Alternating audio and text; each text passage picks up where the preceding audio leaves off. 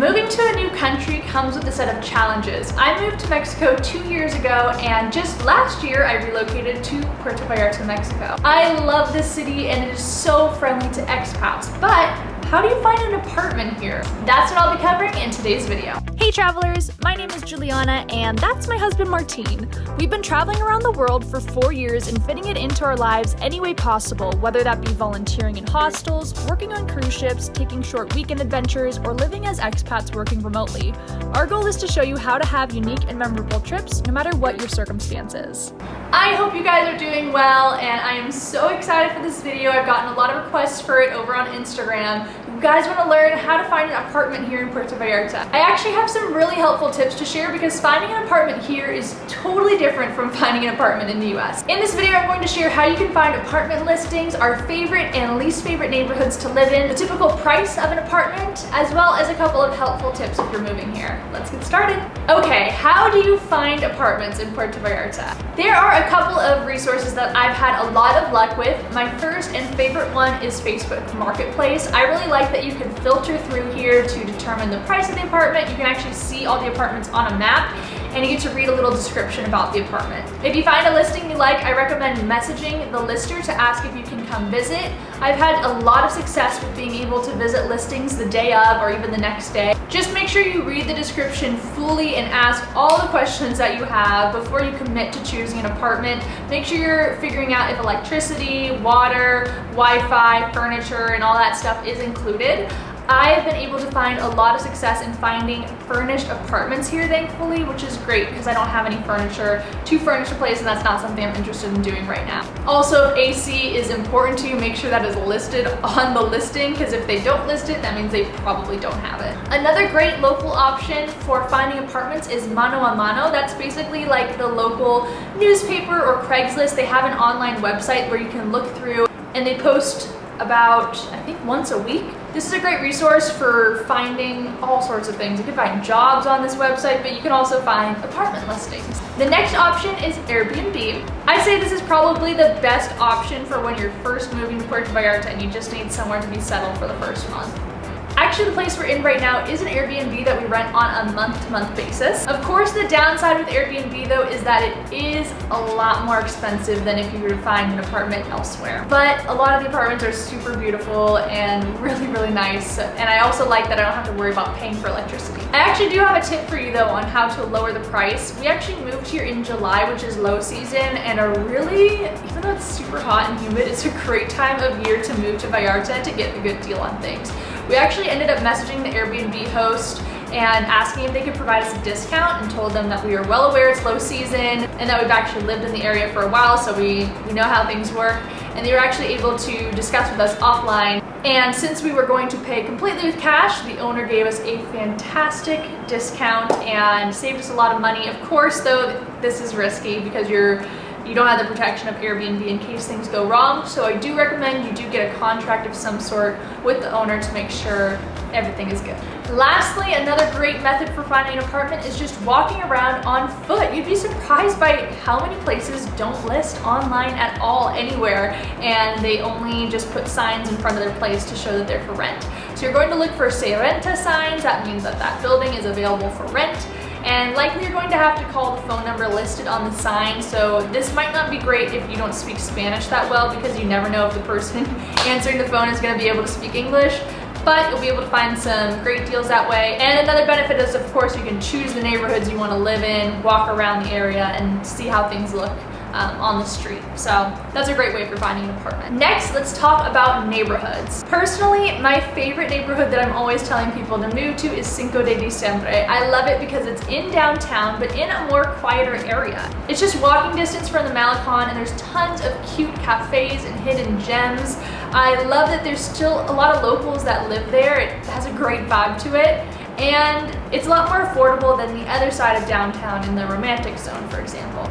I always felt very safe there. I'd walk alone at night without any problems. Right now we live in the Emiliana Zapata neighborhood, which is also a great one. It is just right behind the romantic zone on the other side of downtown. It's definitely a different vibe on this side of the centro. There's a lot more clubs and loud music that happens, so it isn't as quiet over here, but I still really, really like it. Definitely noticed that a lot more expats live over here, which isn't necessarily my favorite. I like to kind of be with the locals and see their side of things, but it's still a great place to live. Another neighborhood we considered living in was Versailles. This is more of a local college student neighborhood. It's this little triangle that's right across from the romantic zone.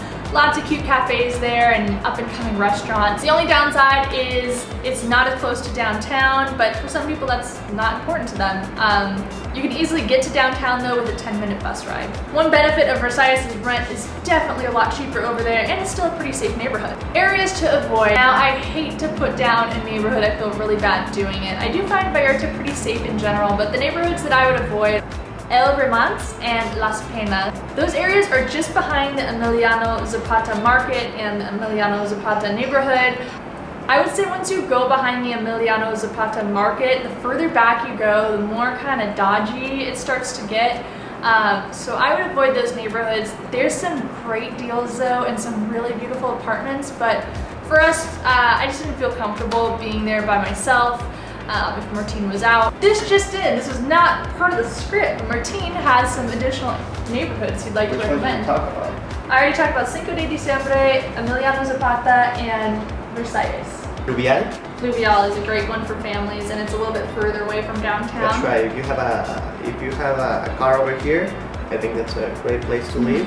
La Marina, a lot of people over there, but I think it's overpriced. That's my opinion. Yeah. It's overpriced. Conchachinas. Oh yeah, Conchas Chinas, that's a good one. You'll find a lot more expats over there, and it tends to be pretty expensive. A lot of high-rises over there, but they have amazing view. That's right. Yeah. Olas Altas, also same thing. Same thing. Almost the same thing. Bilingual. Yeah, Bitácora you'll find that's where the locals live. It's a lot cheaper, for sure. So much cheaper. That's where you can find like really, really affordable housing. Yeah, around but of course, 4,000 pesos. it's not near the beach at all, so you definitely would need a car over there. But if you're looking for more of a local experience, that's definitely a great place to be. They have a lot of really great restaurants over there, and it's very affordable. Cool, thanks for stopping by. You're welcome. This is not planned. Anytime. That's showbiz, baby. Now, before we talk about the cost of apartments, I just wanted to do a little self-promotion. I have written my first travel guide, and it's all about Puerto Vallarta from a local perspective. I've put together this guide of all my favorite restaurants, beaches, things to do, and just tips for people who are interested in moving to Vallarta. This is something I've dreamt of doing for a really long time, and I finally got around to doing it, and I'm so happy to share it. It's a downloadable PDF, which means that you can view it on your phone or you can print it out. I've made this PDF available to all of our members over on Patreon. Our lowest tier is $3, and with that you get access to our private Facebook group, monthly income reports, behind the scenes podcasts, and our higher tier members even get a postcard from me every single month. If you're interested in just getting the guide, you can always cancel your membership after. I take no offense from that, and I'll leave a link down below to our Patreon if you're interested in joining the family. All right. Let's talk cost of apartments now. When I first moved to Vallarta, we lived in Cinco de Diciembre, like I mentioned, and our rent per month was 12,000 pesos, which is about $600 at the moment. And that included everything. I was really happy. It was also a 2-bedroom and had Wi-Fi, really close to the beach.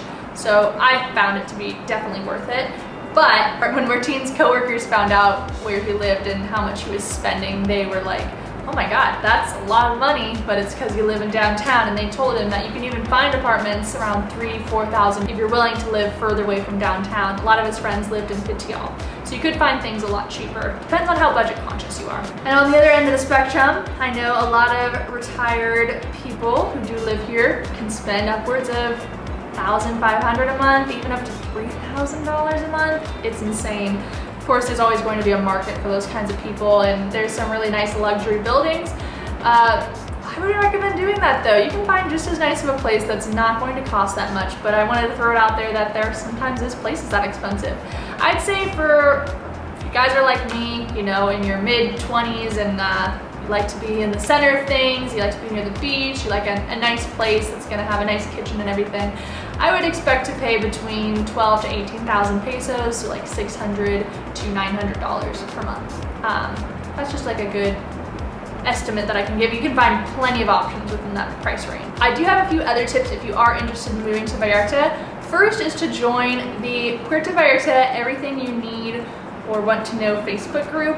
This is a great resource for just getting your roots here in Vallarta. You'll be surprised by how many expats are in there, and a lot of people that are just interested in learning more about Vallarta and how to move there. It's great to just search through the post to find relevant information about, you know, how to move, how to pay electricity, all that sort of stuff. It's a fabulous resource. Another tip I have is most of the time you're going to see that long-term rental monthly prices are going to be less than if you're to do short-term rental. Really, if you can, I would recommend doing a long-term rental for like a year contract, because the shorter ones are going to be more expensive. Now, if you are here and just hoping to stay for a couple months, don't be discouraged by postings on Facebook Marketplace that say long-term contract only. You can always message the person and see if there's any wiggle room, especially when it comes to these summer months. They just need people in the building. So don't feel too afraid to ask for something if it's not publicized. Also, another thing to keep in mind is that when you pay rent, your landlord should give you a little piece of paper. Actually, let me go find ours. Found it. Sometimes it looks like this, sometimes it's a bigger piece, but some sort of paper that they give you to show proof that you've paid rent, just for your own protection. And sometimes at the end when you move out, they do collect all those from you. So make sure you don't throw them away. Also, when you move into your apartment, make sure you get your landlord's number for WhatsApp in case anything ever goes wrong. This is great, especially if you don't speak Spanish that well. You can just message them on WhatsApp when something's wrong, and that way you can translate it in Google first instead of calling them and trying to speak over the phone. Most people use WhatsApp here. It's the best way to communicate. And I think that's everything. I hope you guys found these tips useful. If you did, make sure you subscribe. It means a lot to me and it's free for you guys. The best way to say thank you. And if you're interested in that PDF travel guide of Puerto Vallarta, once again, the link to that is in the description down below for my Patreon. Thanks so much for watching. So long, travel well, and make the world your neighborhood. See you guys next time. Bye. Hey, thanks for watching this video. Did you know we have a Patreon? All our members get access to monthly income reports, exclusive podcasts, access to our private Facebook group, and even a copy of my ebook, Puerto Vallarta Like a Local. Business and first class patrons also get a postcard from us each month. Thanks so much for the support. Click the Patreon logo on the screen to join our family.